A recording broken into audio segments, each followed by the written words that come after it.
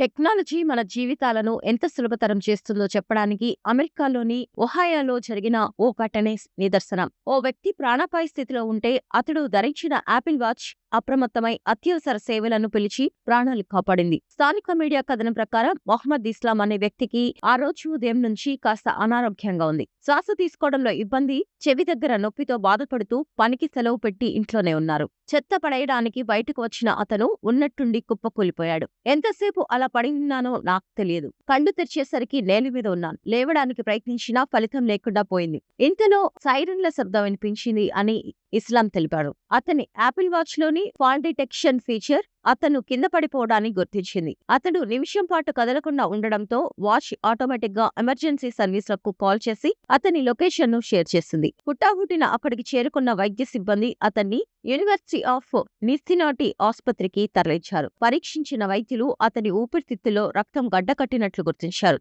తన వాచ్ సకాలంలో స్పందించడం వల్లే తాను ప్రాణాలతో ఉన్నానని ఇస్లాం కృతజ్ఞతలు తెలిపారు. యాపిల్ వాచ్ లో ఉండే ఈ ఫీచర్ వినియోగదారుడు గట్టిగా కింద పడినప్పుడు గుర్తించి అలర్ట్ పంపుతుంది. యూజర్ స్పందించకపోతే 30 సెకండ్లు కౌంటౌన్ తర్వాత ఆటోమేటిక్ గా ఎమర్జెన్సీ నంబర్స్ కు కాల్ చేస్తుంది. 55 ఏళ్లు పైబడిన వారికి ఈ ఫీచర్ డిఫాల్ట్ గా ఆన్ అయి ఉండగా ఇతరులు మాన్యువల్ గా యాక్టివేట్ చేసుకోవచ్చు.